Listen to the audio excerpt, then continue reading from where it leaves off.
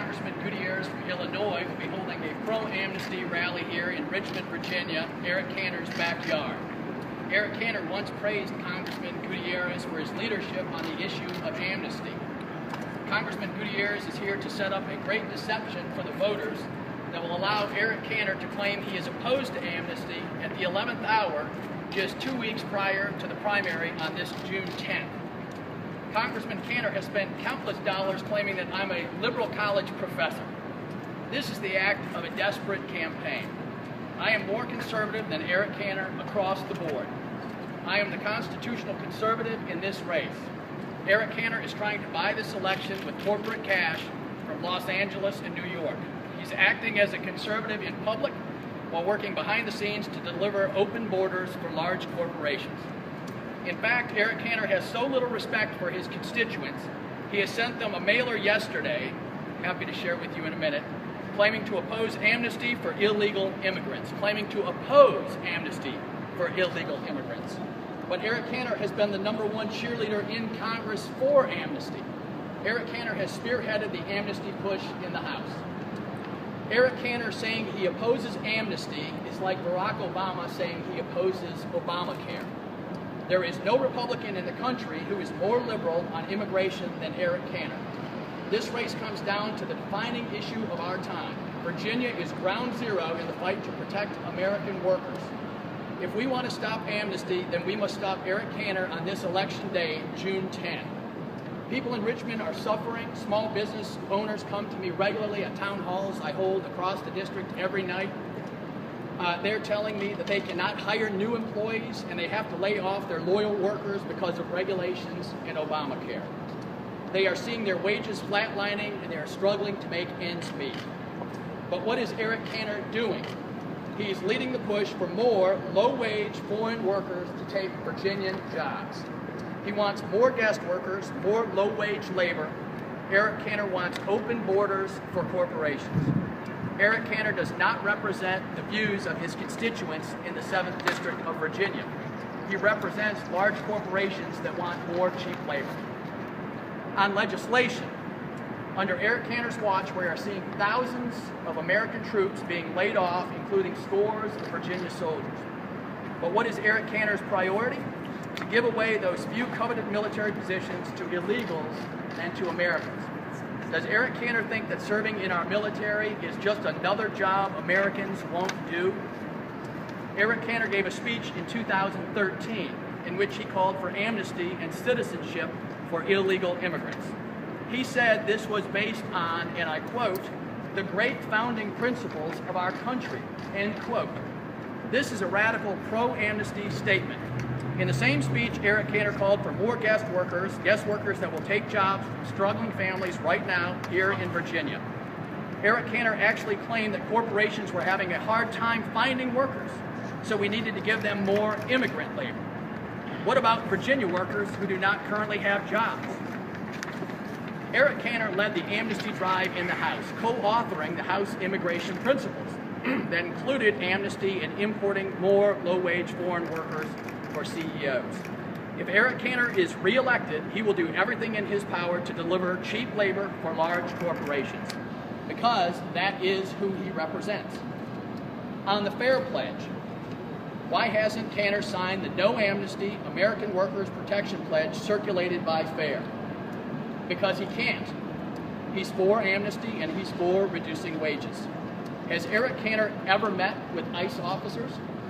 Has Eric Cantor ever held a press conference to talk about American workers that have suffered as a result of the mass influx of low-wage foreign workers? Has Cantor ever lifted a finger to stand up for American workers that have been hurt by the Obama administration's lawlessness and refusal to secure the border? Eric Cantor does not represent you, and Eric Cantor does not represent the views of the Virginians in the 7th District. Eric Cantor represents large corporations who want a never-ending supply of cheap, low-wage foreign labor. There is no Republican in the country who is more liberal on immigration than Eric Cantor.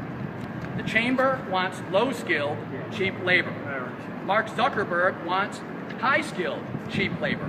But at the end of the day, what they all have in common is they all want cheap labor, and Eric Cantor wants to give it to them. That is why I am calling today on Eric Cantor to make public the names of all the corporate executives and lobbyists he and his staff have met with to discuss immigration. What are the names of all the corporate donors, lobbyists, and CEOs who have lobbied Eric Cantor for cheap labor? Congressman Cantor, whom have you met with? Make this information public. Tell us who has been lobbying you. What do you have to hide? Thank you all for coming today. I'm happy to take a few questions.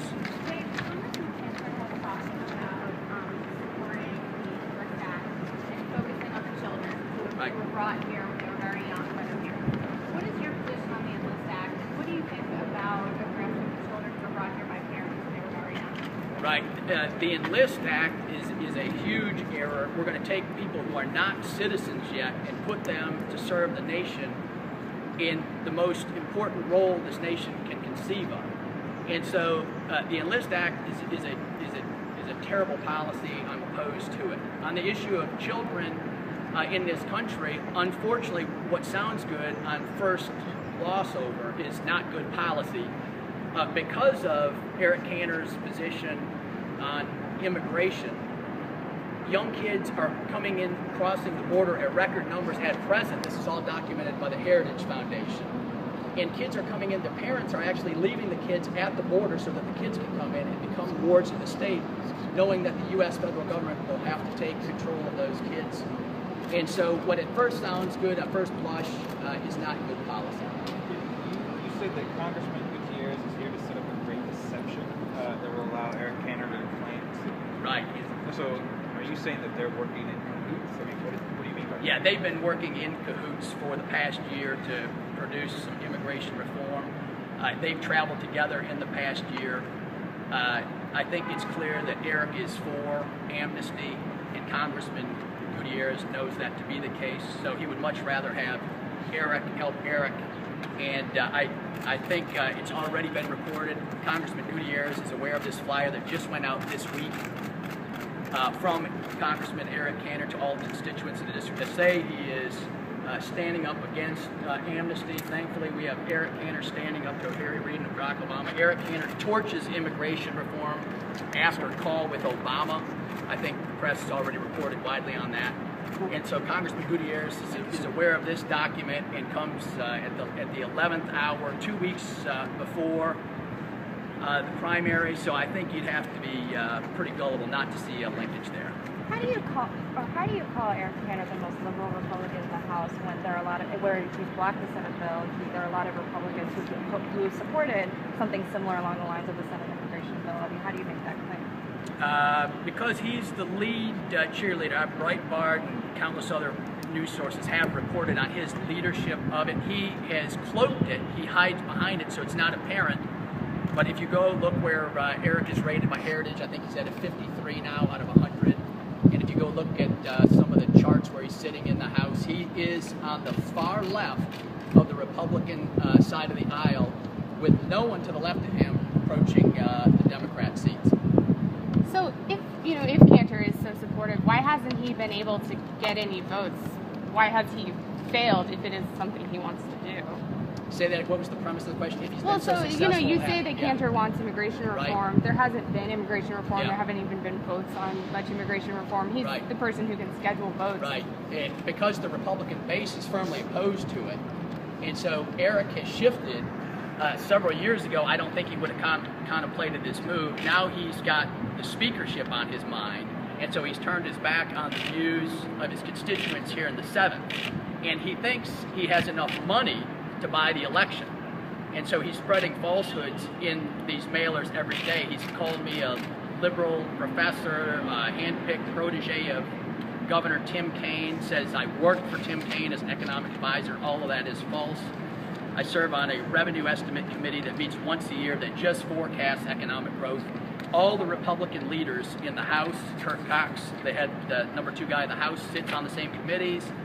The business titans sit on the same committees. Tommy Norman, head of the Senate, sits on the same committees. Are they all liberals by the same criterion? Is Eric Cantor seriously making the charge that anyone that sat on that committee that just estimates revenue growth and didn't stand up and quit serving the Commonwealth, everyone's a liberal?